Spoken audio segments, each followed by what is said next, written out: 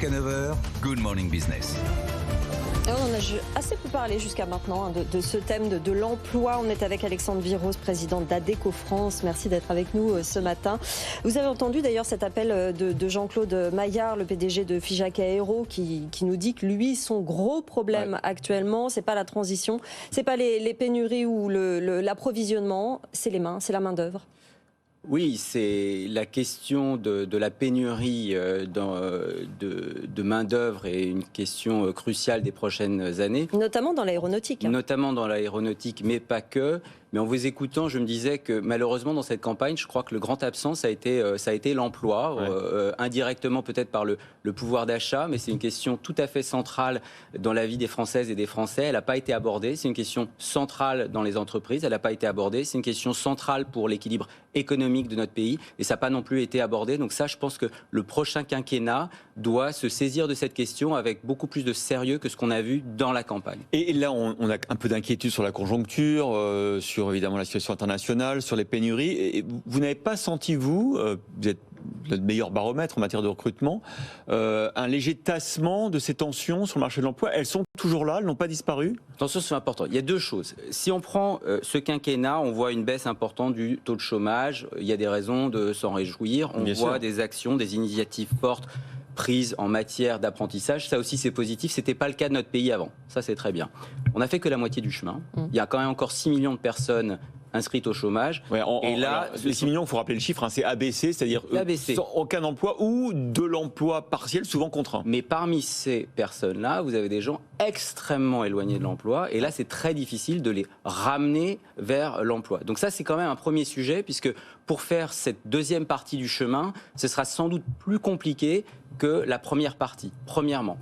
Deuxièmement, si on parle des pénuries d'emploi, c'est ce que disait votre invité précédent, secteur par secteur, pour des raisons différentes, c'est multifactoriel. S'il y avait un seul facteur, ce serait beaucoup plus simple. Pour des raisons différentes, vous avez des tensions. Aujourd'hui, on est dans un marché qui est un marché, dans certains cas, même de séduction du candidat, alors qu'avant, on était dans un marché de sélection. Et ça, c'est un changement très fort. Et pour les séduire, et pour séduire les candidats et les emmener d'une rive à l'autre de l'emploi, il y a beaucoup de choses qu'il faut faire. Et il y a beaucoup de facteurs qui se multiplient. Il y a les questions de la formation. Il y a des gens qui ne sont pas formés pour les emplois de demain. Ça, c'est important parce qu'il va falloir anticiper. Vous savez, avant, une compétence technique, elle était valide pendant 30 ans. Aujourd'hui, on dit que c'est 2 ans. Donc ça veut dire qu'il va falloir se former tout au long de la vie. Vous avez un deuxième facteur, on n'en parle pas assez, la géographie. J'étais l'autre jour, donc dans un autre secteur que celui que vous évoquiez, avec des acteurs de la logistique qui disaient, écoutez, sur le bassin sur lequel nous travaillons, là où j'ai un entrepôt, on est déjà à un taux de chômage de 3%.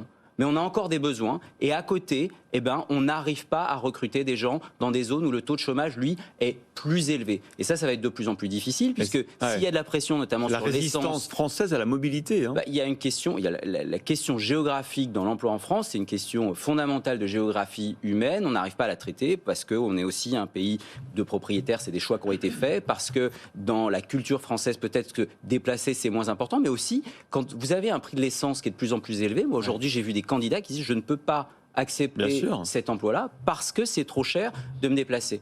Donc vous voyez, il y a beaucoup de facteurs qui se combinent pour créer ce niveau de tension. On est aussi dans un moment où il y a des emplois qui disparaissent complètement, d'autres qui n'existaient pas il y a encore 6 mois et qui apparaissent. Il faut gérer cette situation pour les entreprises et pour les candidats. C'est là le problème de formation. C'est plus compliqué encore, c'est que ceux qui disparaissent, ceux qui ne sont pas encore là, et pour un emploi donné, un ensemble de compétences qui vont changer. Ce que je disais tout à l'heure, c'est-à-dire que vous étiez cariste avant. Pour être cariste dans 5 ans, il faudra sans doute des compétences différentes. Donc ça, il faut considérablement le changer. Ça veut dire qu'il faut pouvoir réfléchir à la destruction à venir d'emplois parce qu'il va y avoir des modifications sectorielles importantes. Mais il va aussi falloir réfléchir à la façon dont on forme les gens en situation de travail, ce qu'on ne faisait pas avant. Ça veut dire qu'il va falloir vraiment voir la formation comme un investissement et pas comme un coût. Est-ce qu'il ne faudrait pas davantage imbriquer, par exemple, le Pôle emploi et des groupes comme le vôtre de travail intérimaire temporaire, parce que peut-être que vous avez des capteurs que n'a pas forcément Pôle emploi? Absolument, je pense qu'il y a une question de méthode, qu'il y a une question de philosophie derrière. C'est-à-dire qu'on ne peut pas chacun être dans son couloir de nage en se disant, voilà, vous faites ça, moi je fais ça, et puis on verra si ça converge ou pas. Donc il faut arriver à combiner les acteurs du public public, les acteurs du privé. Il faut que les acteurs du public se coordonnent entre eux. Ouais. Nous, on a beaucoup de choses à apporter. On est des opérateurs de Vous formation. croyez à France Travail, là, la nouvelle agence? Je pense que c'est très ambitieux. Je pense que ça répond à un vrai problème. Il faut que ce soit la bonne solution. Ça, on verra. Je pense que